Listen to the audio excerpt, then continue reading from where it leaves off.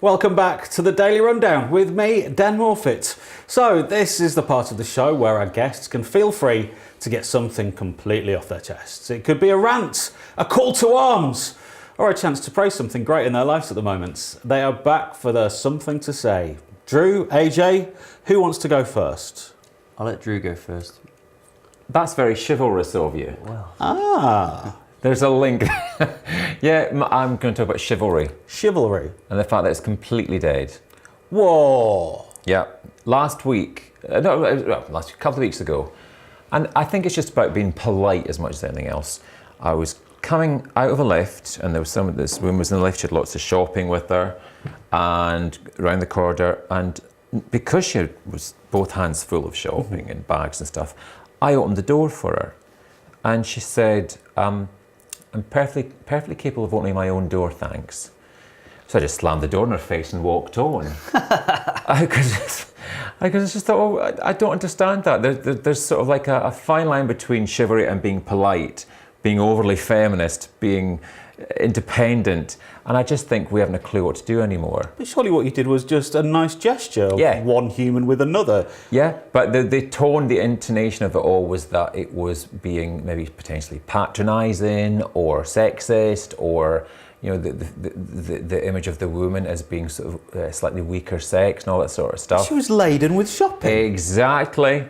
Didn't make any difference. She had a chip on her shoulder about being helped in any which way. And I got quite a satisfying buzz out of hearing that sort of thud.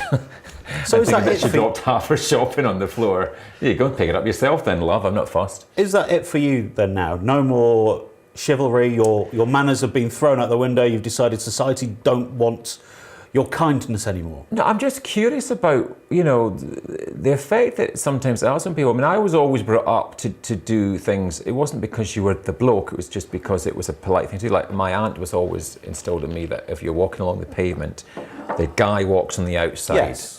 So that if somebody's going to be hit by an oncoming truck, it'll be the bloke, which I think is probably slightly unfair. I thought I was the only one that still did that. Yeah. Or if you get covered by spray, it's the man who gets it first. I saw this automatic reflex action. Really? If I'm with anybody, male, female, young, old, and we get to the curb and there's something coming and I see any hint of movement, I shield my arm out, shield them. You see, the problem is that rule that you have for women, where the man stays on the outside. No, it's for everybody. I was going to say that in my household, when I was growing up, that was for children. So the adult would be on the outside and the child would be on the inside, protected from the road. Yeah, so what I'm saying is, maybe sometimes chivalry can border on being patronising and, making women into the equivalent of children, which I would, if I was anybody, I don't like it at work when a boss treats me like a child. I would not like it if I was female and a male treated me like a child just because I was a different gender. So if you're on a sinking ship and they said women and children first, you would go, well, I agree with the children part, but maybe the women shouldn't go first. Well, ladies, make way, I'm having a life jacket. Well, I guess screw you all. I think one of the issues with that potentially are that you might get pregnant ladies, therefore technically there's two lives there that need to be saved. So I thought, that's a weird ship that's going down now if the men are getting pregnant. Well, yeah, but it's not a ship full of Arnold Schwarzeneggers. No, I think that for that logic alone, perhaps women and children first still applies, just because the potential for having pregnant individuals on a ship needing to be evacuated is there. I think we're straying off the point. We're talking about sinking ships here. Isn't chivalry though? You're saying that chivalry's sinking. It's just being polite. Yeah. I don't think of it as a male-female domain in any which way. I think it's just being polite. And I was really annoyed at this woman, and I probably said okay and just held the door open, but I just thought, stuff it and just let it go. But isn't chivalry a two-way street though? Because if you let a door open for somebody, and I still do it, and when you're coming out of a shopping centre, for anybody, and you see somebody coming through, man or woman, and you hold it, and they just walk through and don't acknowledge you, or they're texting. Like that.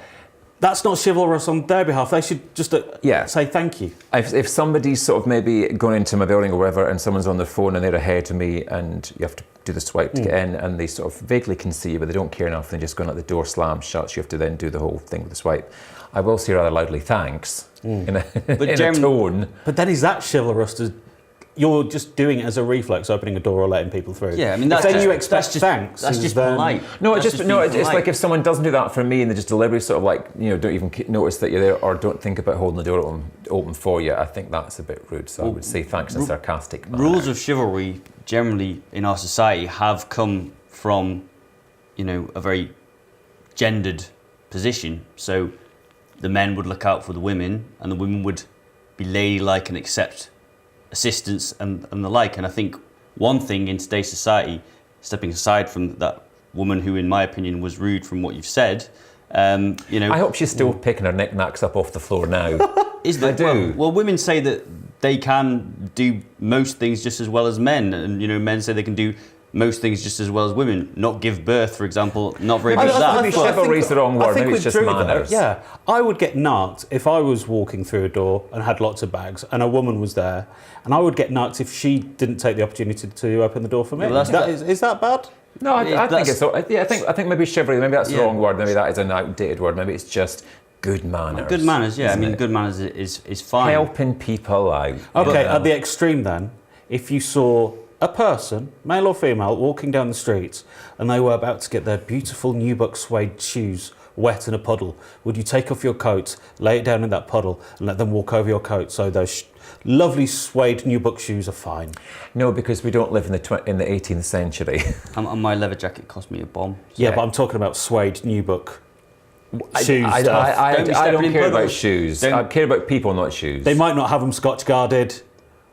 Or the water Go live in a repellent. part of the world that doesn't rain. That'd be my advice. If you're going to wear that, if you're going to wear inappropriate footwear in a part of the world that rains and the puddles are chanced upon, then I would advise. And the suede is an endangered species. Exactly. Yeah. Good segue. AJ has never worn suede shoes in the rain. You don't know how serious that is. No, I wouldn't wear suede. Drew, chivalry is not dead because you are living proof of a I'm a great living person. embodiment of it. That's frightening. That is your something to say, and I'm completely in agreement with you. AJ, what is your something to say? What do you want to vent about? I want to vent about vegan hypocrisy. Oh, here we go. Now, I just want to put it out there that veganism is an ideal that's lovely, and I think it's something that we should try to aim towards, eating less animal products, using less animal products, and using, where we can, organic produce. What is this then? This is leather. I'm not a vegan. An animal product. I'm putting that out there. I'm not a vegan. Okay. I'm what is known as a reducetarian. So I try and reduce. What? A reducetarian. I've looked it up. That thing does that's actually a made-up exist. word. It's It not. is. A It's not. reducetarian? Yeah, someone who tries to reduce their animal product usage is a reducetarian, apparently. But my point is that I have friends that are vegans. I have a lot of people that I've met in my life that are vegans, and you come across this vegan hypocrisy whereby some vegans, not all vegans, but some vegans, folks, they basically say, I'm a vegan, I do everything fantastically, meat is murder, we can't have animal products, it's terrible, it's awful, and then they'll sit there drinking beer. Now beer, in case you don't know, a lot of beers have this thing called isinglass in it, which is... It's fish guts. Yes, fish guts. Essentially, beer is filtered through fish. I'm not saying we get them drunk. I did tell a vegan that the other day when they were going, I'm going to go home and have a glass of red wine. I'm going...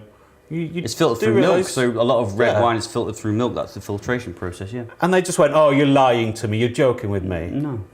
But there are a lot of shops that will help vegans out, but I used to have a girlfriend who was aiming to be vegan, and just before we split up, we'd been out for a night out, and this guy came back who was flirting and hitting on my girlfriend in a massive way, and he was basically going on about all the chivalrous things that he was doing. He was involved in... True.